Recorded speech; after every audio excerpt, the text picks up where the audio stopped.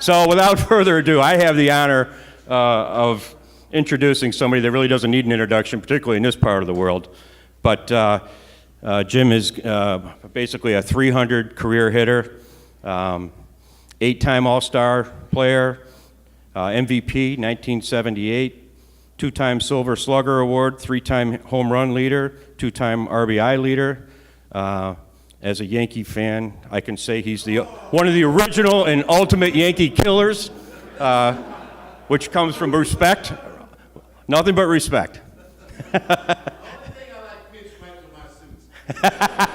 my suits. Good for you. So without further ado, Mr. Jim Rice.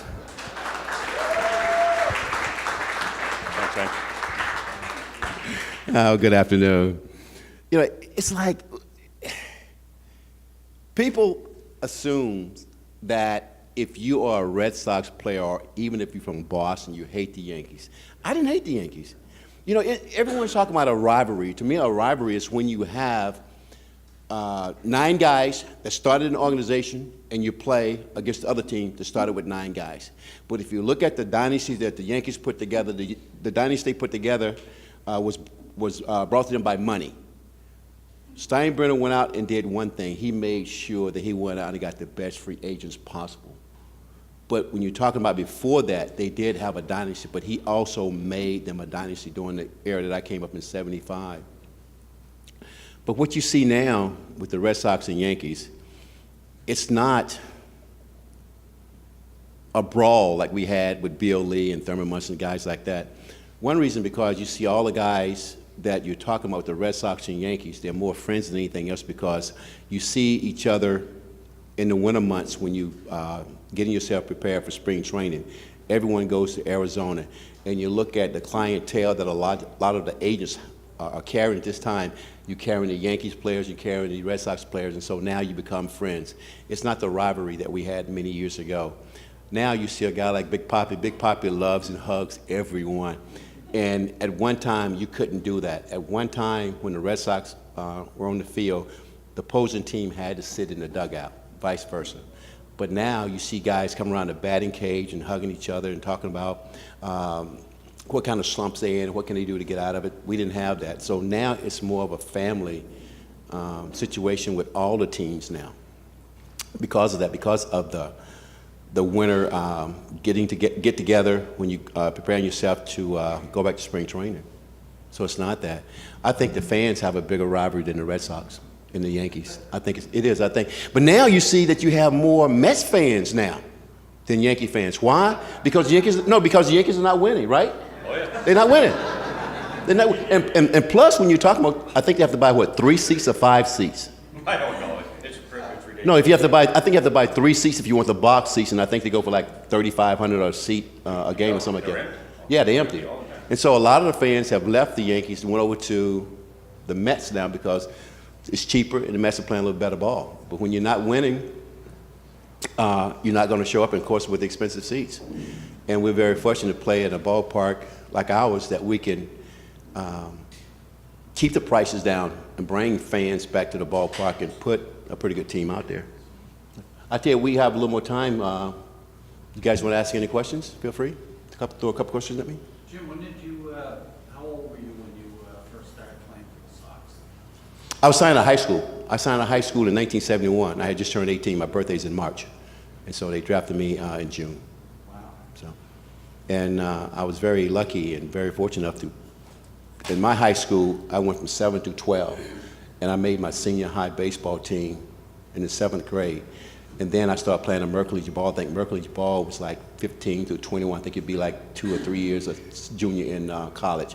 And so I was playing baseball practically all my life. And I was always playing someone older. You're from South Carolina. No, I'm from Anderson. I'm about 15 miles from Clemson University. Oh, okay. Right. Up in that area. Any more? Jim, was there a coach in the minor leagues that really helped you along? I had some pretty good coaches, but when I got to the big league, Johnny Pesci was my coach. Johnny Pesci was my hitting instructor. Very lucky to have some good people. You guys probably heard of a guy named Eddie Yost, Don Zimmer, some guy named Ted Williams in spring training every year, Eddie Popowski, another guy, Sam Mealy, Frank Malzone was there every year, so I was around some pretty good ball players. And the key thing for me was to listen. You know, my dad told me, he said, look, you may not have to take the advice, but it's always good to listen. And I listened, I took all the advice. Pesci was with me from day one until I retired. If you look at center field, where the speakers are, it's not the speakers aren't out there now. It's a restaurant out there, and that used to be our batting cage. And Pesci and I, after January 1st, we're in the cage every day except Sunday, Saturday and Sundays. I was getting myself prepared for spring training because I stayed here. I didn't go to South Carolina, I stayed here. And we were not allowed to lift weights. I did not lift one weight in my entire life. And so the only way that I would get my strength during the winter was swinging like a 40-ounce bat or a 42-ounce bat. And I went out there every day. That's what I used to do. Any more? Who's the toughest pitcher, David? When you're going bad, all of them are tough. But when you talk to a pitcher look at a situation where he would tell you, I was pretty tough on you. I said, well, why? Well, you went from 10 off of me, 0 for 10. But it doesn't show how many times I hit the ball to the right side and advanced the runner to third base, and we got to run in. When I played, we didn't have all this on base percentage. We were not allowed to look at that. We were allowed to, if a man on second base, you give me 2 shots to get him third base. If not, Don Zimmer, Eddie Yost, or Carl Yost say, hey, you didn't do your job. We didn't look at all this stuff that everyone looks at now when they're talking about TV. You had a job to do. If a guy's on first base, 2 shots to the right side. Guy on second base, 2 shots to the right side.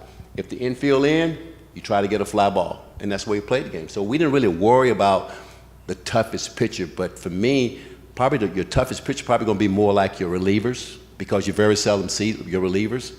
When I was playing, it was a 4-man rotation. Now you have a 5-man or 6 rotation. You don't know who's going to be pitching.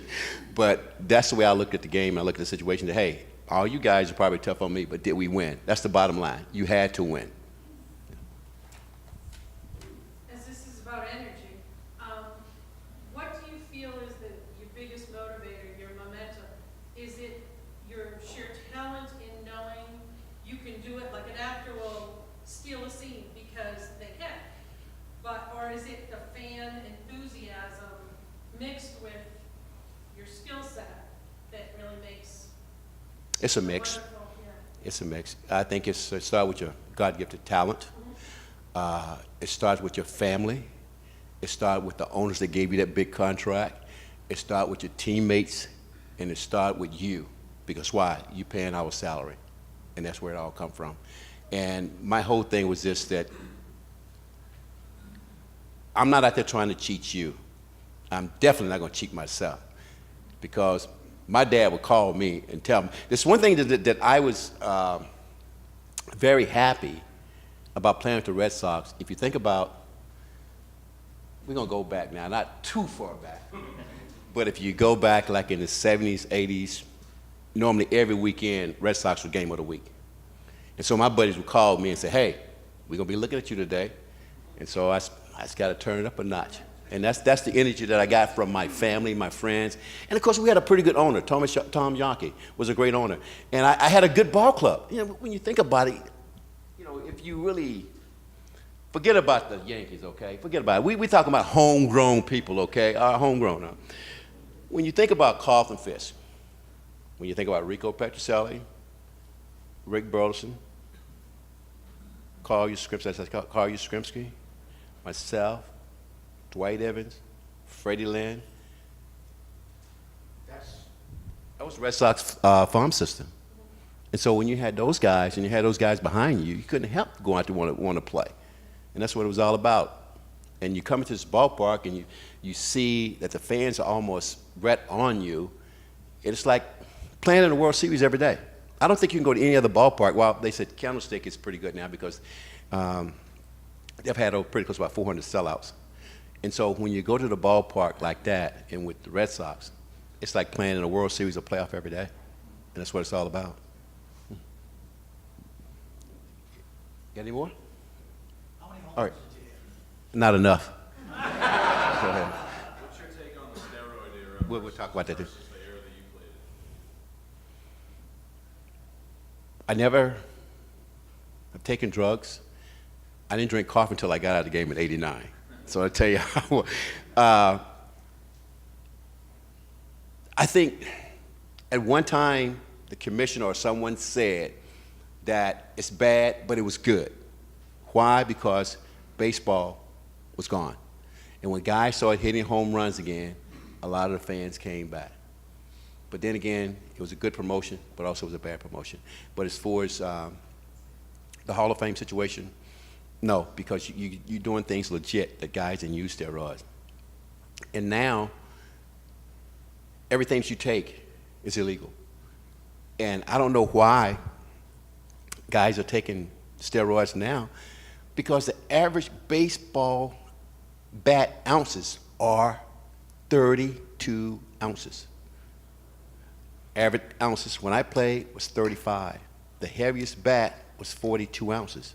So Peters was swinging 42. I was swinging 42 in spring training. Then I went to 40. Dick Allen was swinging 40-ounce bat. Barry Bonds, no, Bobby's dad. Bobby Bonds was swinging 37. So we had guys that would swing bats like that. We didn't swing 32 ounce. I mean, if you're gonna swing 32 ounces, I get a Slurpee down to the store. We didn't do that. That's all it is. And you know, you look at a guy like Pujols. You look at Big Papi. Big Papi swing 33 ounces. Pujols swing 32 ounces. And so that's the average ounces. We always use big bats. And when you're talking about hitting home runs, I hit 380 something, I believe, but I was not a home run hitter. I could hit home runs, but I was not a home run hitter. We were taught to hit line drives. We were taught to advance to runner.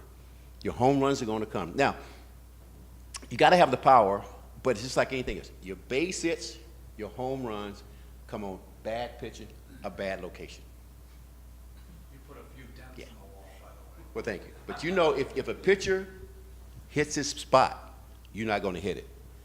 What makes a good hitter? What makes a good hitter is a bad ball hitter, because you're not going to hit that pitch. It's a pitcher's pitch. And because pitchers and hitters, we really don't associate, but I was listening to Louis Tiant one day, and he was telling me that you can throw 9 pitches with one pitch. It's a fastball. You go boom, boom, boom, boom, boom, boom. Knees, knees, knees. But you got to have the location. And so what you see right now, you see a lot of guys in the first inning are showing hitters all 4 pitches. If you're going to show me all 4 of your pitches, if I'm the 4th hitter, I got you.